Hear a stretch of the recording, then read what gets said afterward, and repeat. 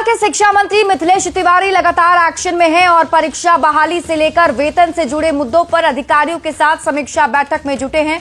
मंत्री ने न्यूज 18 से खास बातचीत में कहा कि सभी मुद्दों पर तेजी से काम होगा और 100 दिनों की रिपोर्ट कार्ड भी जारी करेंगे, जिसमें शिक्षा विभाग के कामों की जानकारी होगी। शिक्षा मंत्री ने TRE-4 के विज्ञापन को लेकर भी बड़ा बयान दिया है। उन्होंने कहा कि जल्द ही विज्ञापन को लेकर हरी झंडी मिलेगी और इस पर मंथन चल रहा है। वहीं लाइब्रेरियन की बहाली और कंप्यूटर शिक्षक की बहाली को लेकर भी मंत्री ने भरोसा दिया है कि लाइब्रेरियन और कंप्यूटर शिक्षक की बहाली पर भी बात हो रही है ताकि गुणवत्ता शिक्षा को बढ़ावा मिल सके। शिक्षा मंत्री मिथिलेश तिवारी से खास बातचीत की है न्यूज 18 संवाददाता रजनीश कुमार ने। शिक्षा मंत्री बनने के बाद मिथिलेश तिवारी लगातार अधिकारियों के साथ समीक्षा करने में जुटे हुए हैं। कई बिंदुओं पर मामला अब तक जो है क्लियर नहीं हो सका है और हम खास बातचीत करेंगे कि आखिर TRE-4 हो, शिक्षकों की समस्या हो या नई बहाली हो, उसको लेकर शिक्षा मंत्री जी क्या एक्शन लेने वाले हैं। कई सवाल हैं। सबसे पहले जो TRE-4 है उसको लेकर लगातार सवाल उठ रहा है कि आखिर विज्ञापन जो है कब तक जारी होगा। TRE-4 पर हम विभागीय स्तर पर एक्सरसाइज कर रहे हैं जी। माननीय मुख्यमंत्री जी का भी निर्देश प्राप्त हुआ है और बहुत जल्दी उसका शेड्यूल भी जारी करेंगे। उसकी तैयारी में हम लगे हैं। हम ये डेट नहीं बता सकते हैं कि कब करेंगे, लेकिन बहुत जल्दी करेंगे। मतलब चूंकि आपका जो एक्शन दिख रहा है तो अभ्यर्थी ये उम्मीद करें कि मई के लास्ट तक कुछ न कुछ सामने आ जाए, सुखद परिणाम मिलेंगे और बहुत जल्दी मिलेंगे। कहां पर मामला फंसा हुआ? एक तो सबसे बड़ी बात है कि PT और मेंस जो BPSC ने प्रस्ताव भेज दिया है GAD को कि अब परीक्षा का प्रारूप बदल जाएगा। पहले एक परीक्षा होती थी, अब जो है PT मेंस से गुजरना होगा। तो यहां मामला फंसा है या फिर विज्ञापन में और कोई अड़चन है? देखिए, जहां भी फंसा है या जो भी अड़चन है वो अंदर की बात है और वो बाहर नहीं बताया जाता है। हम लोग उसको कर रहे हैं और वो बताने की जरूरत भी नहीं है। अभ्यर्थियों को तो चाहिए रिजल्ट कि भाई हमारी परीक्षा हो जाए और हमें नौकरी मिल जाए। हम लोग उसमें लगे हैं और उसका समाधान हम लोग बहुत जल्दी कर रहे हैं।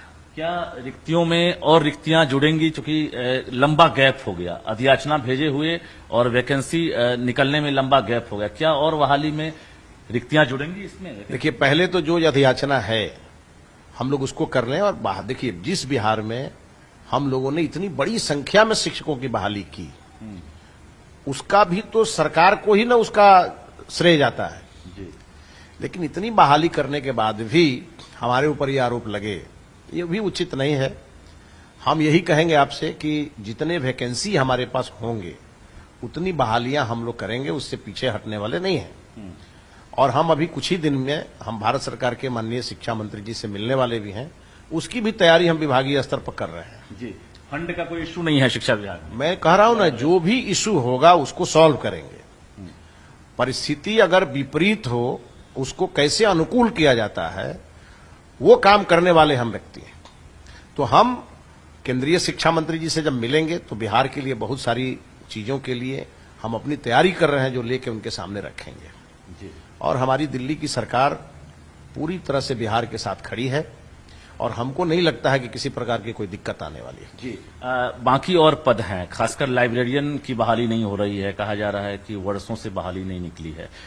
कंप्यूटर शिक्षक जो हैं आपके बिहार के स्कूलों में नहीं है, कंप्यूटर धूल फांक रहा है। डिजिटल एजुकेशन की बात हो रही है, तो क्या इन चीजों को लेकर क्या? देखिए, कल ही हमने समीक्षा किया है और हमने साफ निर्देश दिया है कि हमारे जितने भी मिडिल स्कूल हैं या हाई स्कूल हैं, उनमें लैब अगर हमारे पास अगर अच्छे नहीं होंगे तो हमारे बच्चे कहां पर लैब की ट्रेनिंग लेंगे, किस प्रकार से वो रिसर्च कैसे करेंगे। उसी प्रकार से हमारे पास 2 लाइब्रेरी का हमने रास्ता निकाला है, एक भौतिक लाइब्रेरी और एक ई-लाइब्रेरी, मतलब डिजिटल लाइब्रेरी। हमने विभाग को निर्देश दिया है कि आप इसके लिए रास्ता निकालिए और उसको बहुत सर्वसुलभ बनाया जाए, क्योंकि हमारे बिहार के छात्र एक क्लिक करें और उनको दुनिया की सारी जानकारी मिल जाए। तो इसके लेवल पे भी हम लोग लगे हैं। कंप्यूटर खरीद करके स्कूलों में रखे हुए हैं। कंप्यूटर शिक्षक नहीं है, वो भी कैसे सॉर्ट आउट हो, उस पर भी लगे हैं जी। फिर हमारा कई स्कूलों में लाइब्रेरियन की बहाली की बात है और सब जब ये बच्चे मिल रहे हैं तो सब यही डिमांड भी कर रहे हैं। आप शुरुआत से आपका जो मॉडस ऑपरेंडी रहा है, सदन में आप लगातार शिक्षा संबंधित जो प्रश्न है उसको उठाते रहे हैं। ग्राउंड से आप उठकर जो है यहां तक पहुंचे हैं, तो आपको स्कूलों की स्थिति पता है, तो आपको क्या लग रहा है कि और बहाली निकल सकती है?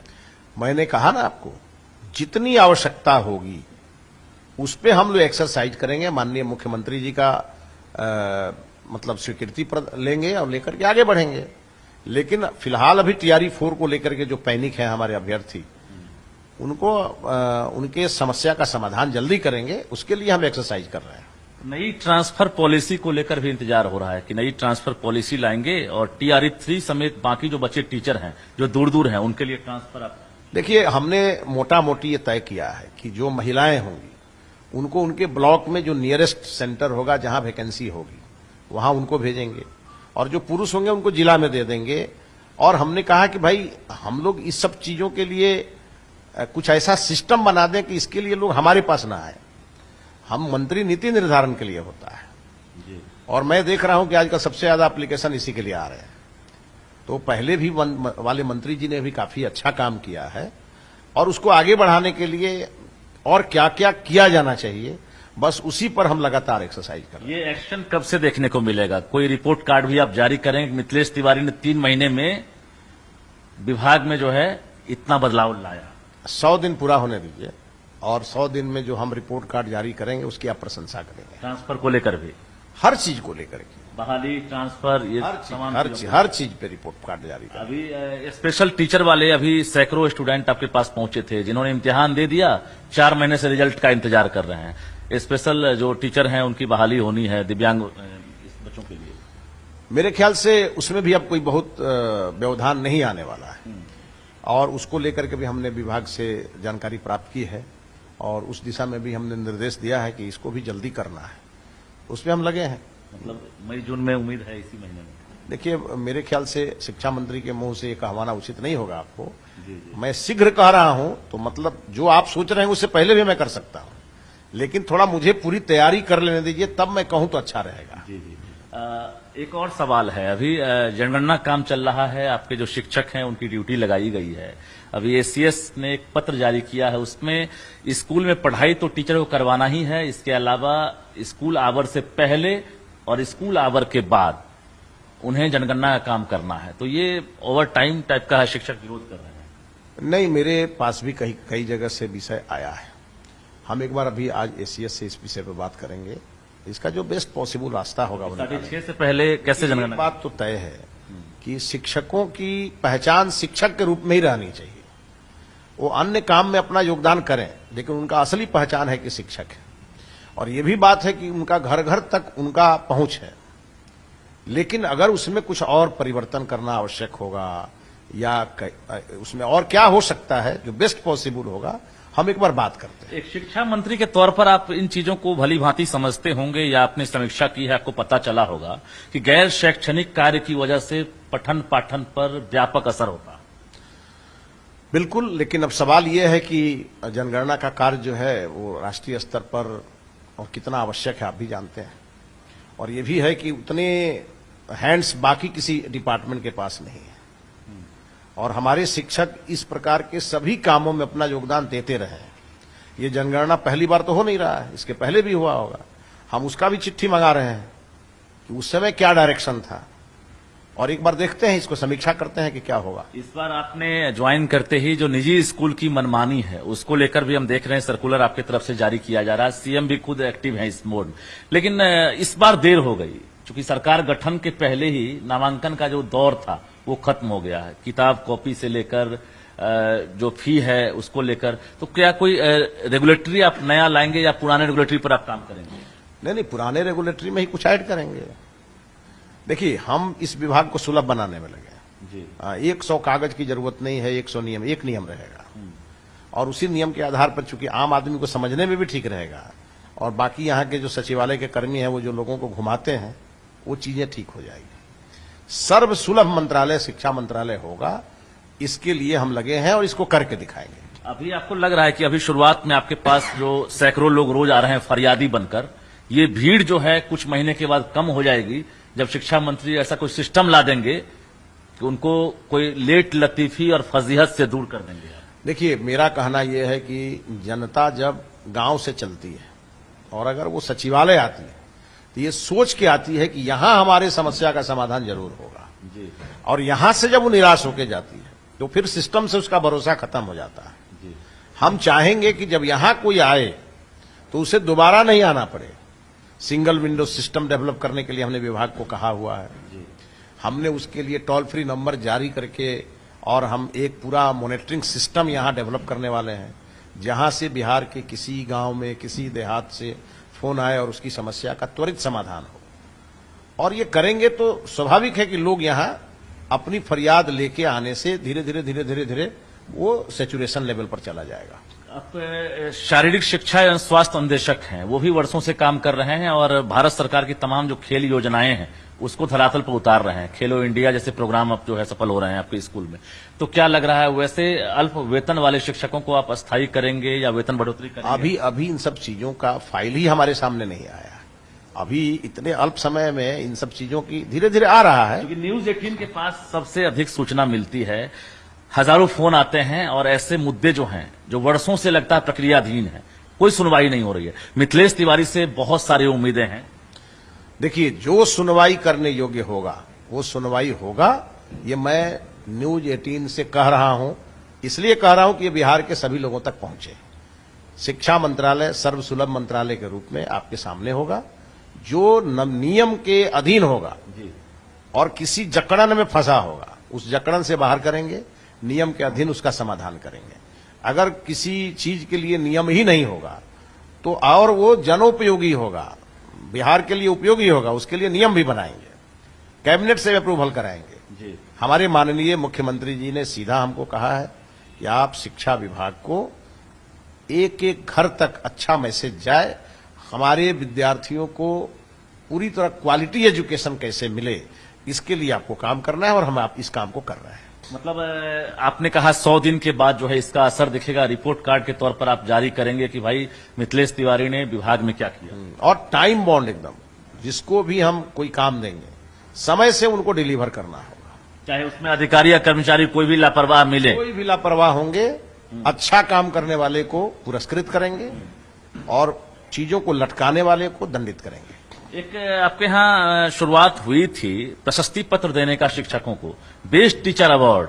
क्या शिक्षा मंत्री इसमें कोई बड़ा कुछ व्यापक तैयारी करेंगे ताकि क्वालिटी एजुकेशन को लेकर शिक्षकों में एक मनोबल? अगले वीक में हम कुछ नया अभियान भी शुरू करेंगे, वो हमारे मन में है। और बहुत सारे लोगों ने मुझसे बाहर से फोन किया है, वो आज इसी बिहार से सरकारी स्कूल से पढ़कर और किसी बड़ी जगह पर वो पहुंचे हैं और वो अपने गांव के स्कूल को ठीक करना चाहते हैं। जैसे हमारा स्कूल हमारा स्वाभिमान, जैसे मान लीजिए मैं जिस स्कूल से पढ़ के आया तो मेरे लिए तो वो स्वाभिमान है। बिल्कुल। तो आज मैं जीवन में सफल हो गया। आप भी सरकारी स्कूल में ही पढ़े? हाँ, हम भी सरकारी स्कूल में पढ़े हैं। अच्छा। तो अगर हम जीवन में सफल हो गए तो हम जिस स्कूल से पढ़ के आए उस स्कूल के को कैसे हम ठीक करें, कैसे मॉडल स्कूल बनाएं, कैसे उसमें अपने पूरे एफर्ट को लगा करके उसको एक आदर्श विद्यालय बनाएं, कैसे टीचर की क्वालिटी ठीक हो। सरकार का तो काम है, सरकार करेगी, लेकिन एक सामाजिक सरोकार का भी विषय है ये शिक्षा जी। तो उसके लिए भी मैं एक बड़ा अपील करने वाला हूं, हमारा विद्यालय हमारा स्वाभिमान ये रहेगा। और जो बेस्ट टीचर रहेंगे उनको आप सम्मानित भी करेंगे? बिल्कुल। हमने साफ कहा है कि हमारे शिक्षक ही हमारे शिक्षा और संस्कृति के आधार हैं। और शिक्षकों के बारे में मैंने कई जगह पढ़ा है कि शिक्षक वह मोमबत्ती है जो स्वयं जलकर दूसरों को रोशनी प्रदान करता है। तो इसीलिए हम उन शिक्षकों के भी हर विषय को लेके हम कंसर्न रहेंगे। उनकी कोई भी वाजिब मांग होगी उसको मानने में हमें कोई दिक्कत नहीं आएगी। बस शिक्षकों से मेरी एक ही अपील है कि बिहार के शिक्षा का आईना आपको बनना है, आप उसमें अपने आप को समर्पित कर दीजिए। आखिरी सवाल, ड्रॉप आउट का रेशियो जो है पिछले कई साल में अगर देखा जाए तो काफी उसमें सुधार आया है। क्या ड्रॉप आउट के रेशियो पर भी आपने समीक्षा की है और उसमें बेहतर? हमने रिपोर्ट मांगा है और हमारे सचिवालय के जो अधिकारी हैं जो इस प्रकार का रिपोर्ट कलेक्ट करते हैं वो आज से कल में हमारे सामने लाने वाले हैं। ड्रॉप आउट 0 हो, ये हमारी प्रतिबद्धता है। और वो तब होगी जब स्कूलों के जो स्कूल का इंफ्रास्ट्रक्चर होगा वो ठीक होगा, क्वालिटी एजुकेशन पूरी तरह से जो उसके मानक के आधार पे होगा तो ठीक होगा, और लोगों के मन में एक काउंसलिंग होना चाहिए, सामाजिक काउंसलिंग। ये लोगों के मन में भ्रम हो गया है कि बड़े स्कूल में पढ़ेंगे तो बहुत बड़ा, ऐसा नहीं है। कमल कीचड़ से ही निकलता है और प्रतिभा जो है वो झोपड़ी से ही निकल के आगे बढ़ती है। और ऐसे ऐसे सैकड़ों उदाहरण हैं। मतलब मॉडल स्कूल के तर्ज पर अभी कुछ जिलों में हम देख रहे हैं कि अभी स्पीड पकड़ लिया है। क्या आने वाले समय में बाकी जो आपके स्कूल हैं उसको आप मॉडल स्कूल की तर्ज पर डेवलप करें? क्या सरकारी और निजी स्कूल में लोग फर्क महसूस ना करें? ये दिन कब आएगा? देखिए, ये बड़ा काम है, छोटा काम नहीं है, चैलेंज बड़ा है।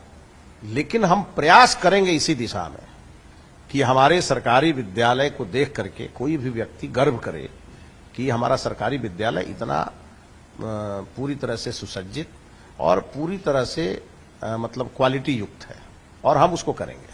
बहुत बहुत धन्यवाद। तो हमारे साथ बिहार के शिक्षा मंत्री मिथिलेश तिवारी थे, जो हर सवाल का बखूबी जवाब देते नजर आए, और इन्होंने साफ कहा है कि दृढ़ इच्छा शक्ति लेकर हम विभाग में आए हैं।